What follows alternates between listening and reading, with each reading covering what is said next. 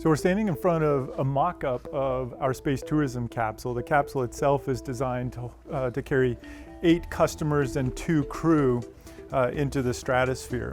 The actual capsule will be inside of the capsule. There will be a center bar where people can gather, and then of course there will be a bathroom aboard the capsule, considering that these are going to be 6-hour-long flights. Ryan Hartman is the CEO of Worldview. The Tucson, Arizona-based company was founded in 2012 and is one of a number of startups hoping to hoist tourists to the stratosphere using pressurized capsules and massive gas-filled balloons. Since its inception, the company has raised around $100 million. We have about 100 employees here. One of the key features of our headquarters is the balloon farm, which is where we're at right now, where we manufacture all of our balloons. The largest balloon that we manufacture is for our space tourism business. It's about 600 feet long, which is the length of this entire table. Worldview says that when fully inflated, its tourism balloons will be big enough to fit an entire football stadium on the inside and be able to lift over 10,000 pounds. But Worldview is not the only company working on this technology. Founded in 2019 in Florida, Space Perspective has raised around $80 million to date and recently revealed the design of its Spaceship Neptune capsule. Spaceship Neptune is going up to 100,000 feet, approximately 20 miles above the Earth, where you can see that curvature of the Earth. You'll be able to see roughly 450 miles in every direction. In Europe, France-based Zephalto has raised around $21.7 million since the company's founding in 2016. We'll show the overview effect, the very fact to see the Earth from above, from the darkness of space, to see the curvature of the Earth in its blue halo, and that's something very moving. Recent polls show that only 35% of Americans say they would be interested in traveling on a private spacecraft to orbit Earth. For the remaining 65% of people, there could be another option: traveling to the stratosphere.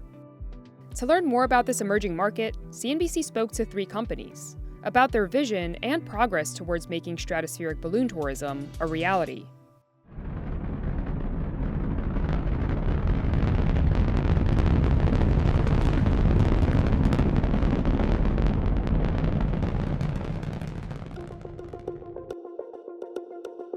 Commercial spaceflight is becoming more and more common, with companies including SpaceX, Blue Origin, and Virgin Galactic all having flown paying customers into space over the last several years.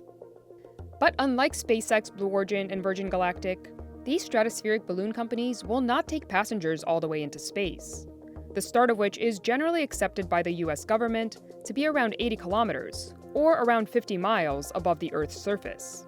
Instead, most of these balloons will reach heights of about 15 to 19 miles above the Earth's surface, flying in an area known as the stratosphere. For reference, this is still nearly 3 times higher than the altitude at which most commercial flights travel. We asked the companies about this detail. There were people that argue that Worldview's marketing as a space experience is sort of misleading. What do you say to those people? Well, our experiences around viewing our Earth and experiencing the darkness of space. And at 100,000 feet, people are going to be able to see the termination line where night is turning into day or day is turning into night, and see that moving across the surface of the Earth. They're going to be able to see weather forming and moving. They're going to see an organic Earth. They're going to see a living Earth. And that's what's most important to us.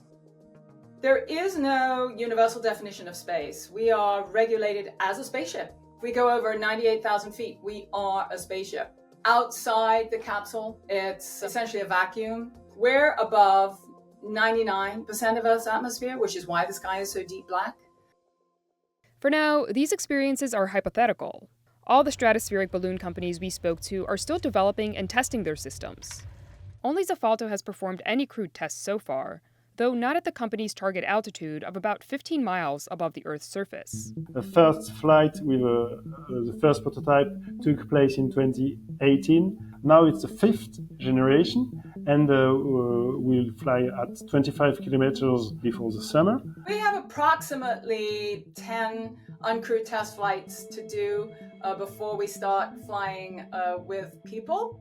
Space Perspective and Worldview would not give CNBC an exact date for when they plan to begin commercial flights, but Zephalto said the company is aiming for 2025. When they do get off the ground, Worldview, Space Perspective, and Zephalto all say their experiences will last several hours.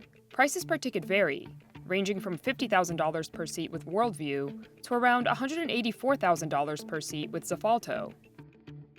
By comparison, the trips offered by Virgin Galactic and Blue Origin are much shorter and much more expensive. Virgin Galactic, for example, sells tickets to its 90-minute-long flight for $450,000 per seat. SpaceX does offer trips that are several days long, but getting a single seat as a tourist on the company's Crew Dragon capsule costs millions.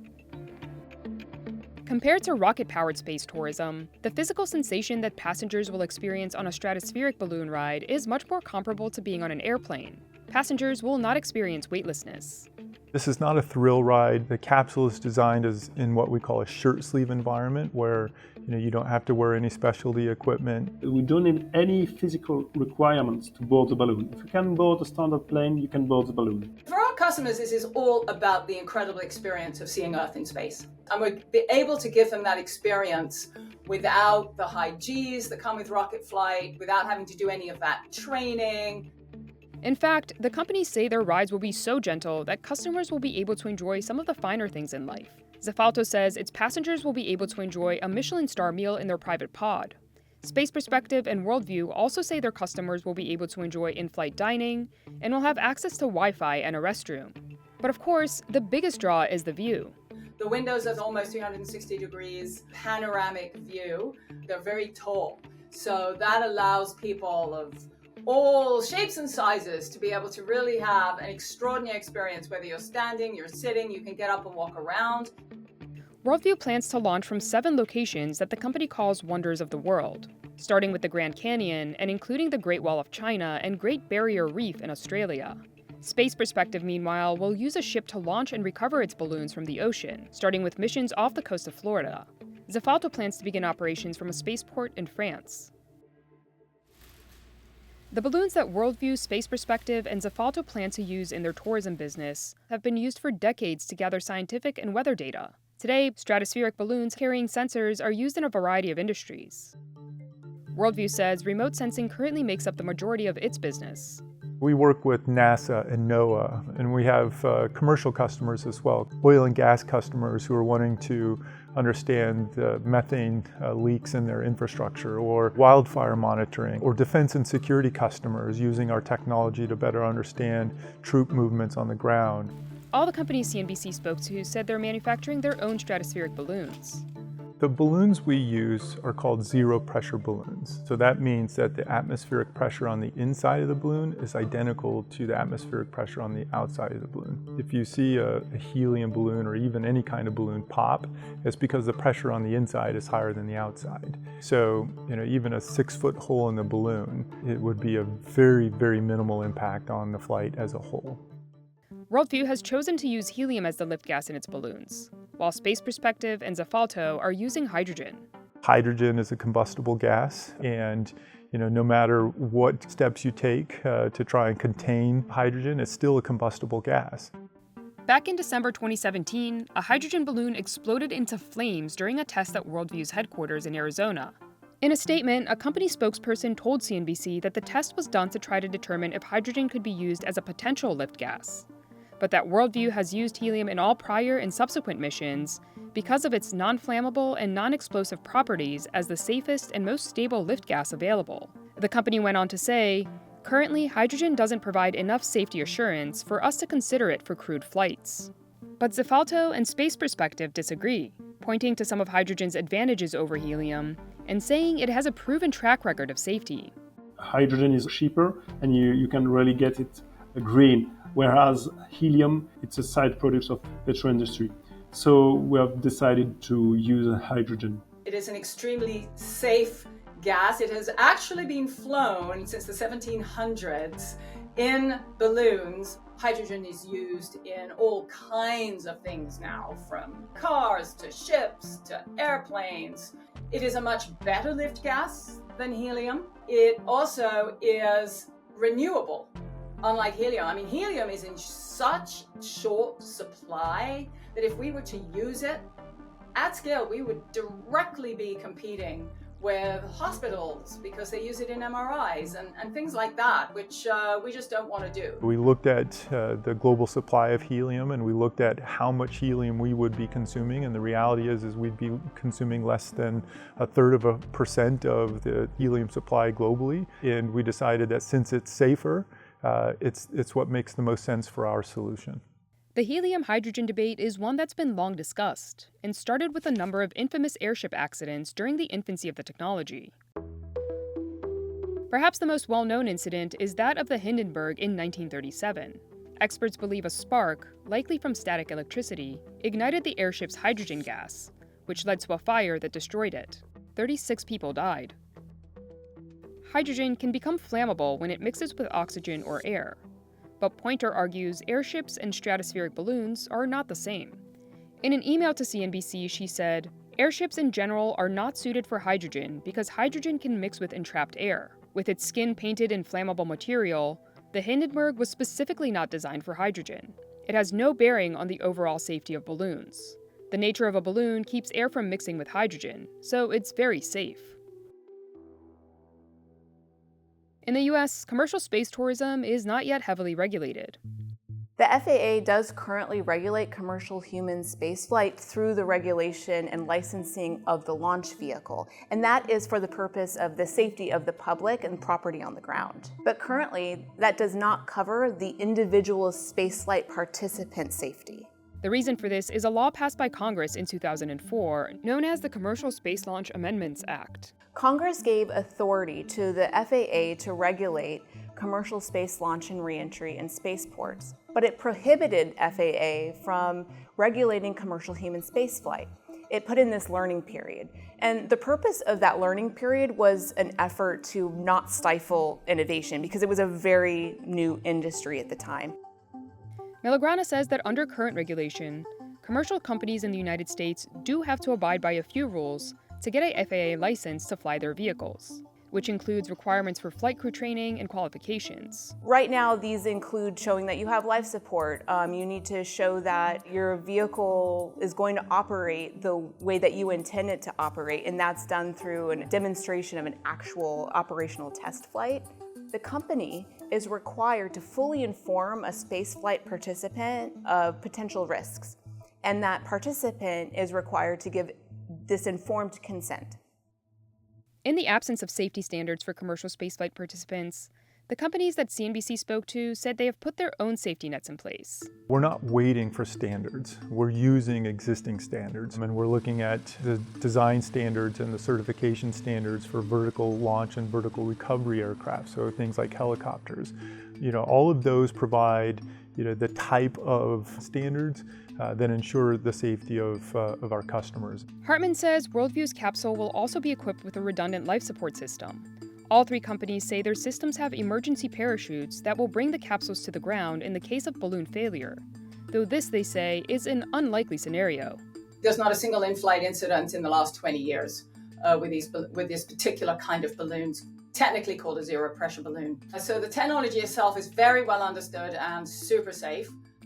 On the other side of the Atlantic, Zephalto says it's developing its technology in partnership with the French National Center for Space Studies, which has been using stratospheric balloons for decades. Once the company passes all required tests, its system will be certified by the European Union Aviation Safety Agency, the same agency that certifies commercial airliners. When you consider it compared to a rocket or a plane, the balloon is really more simple. That's a way also to be safer because you have really less systems that can fail. All three companies told CNBC that they were pleased with consumer interest. Worldview says it sold 1,250 tickets so far, while Space Perspective has sold 1,800 tickets. Zephalto did not tell CNBC how many tickets it sold, but said its initial flights were fully booked. Though not ready for prime time yet, Worldview, Space Perspective, and Zephalto say they're making progress. Our test program leverages our remote sensing business. We've done 125 flights since the start of the company, and so every one of those is yet another data source for our space tourism business. In parallel, we're working on the regulatory approvals. So even though there are not certification standards, there are licenses to operate, FAA Part 450 and Part 460. So we're continuing to work on that. And so all of that, coupled with the engineering that we're doing, means that we're several years away from being able to do crewed test flights. The balloon is completely built. The capsule is now fully built and functioning. And Marine Spaceport Voyager, which is our first ship, is just getting completed. So we will be flying a full spacecraft in just shortly here, sometime this summer. We have already performed test flights with pilots on board with 4 different prototypes. So we have already faced the different certifications for this, and now we build the new certification for the commercial. Other companies, including Iwaya in Japan and Spain-based Halo Space, are working on similar stratospheric tourism offerings. But Hartman says he's not worried about competition.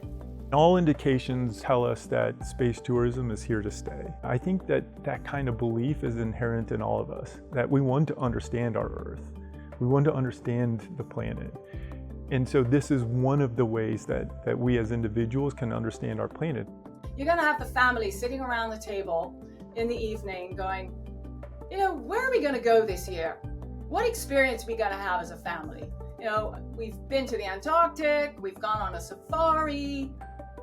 I know. Why don't we go to space? That's what's coming. That's pretty much where we are, which is incredibly exciting.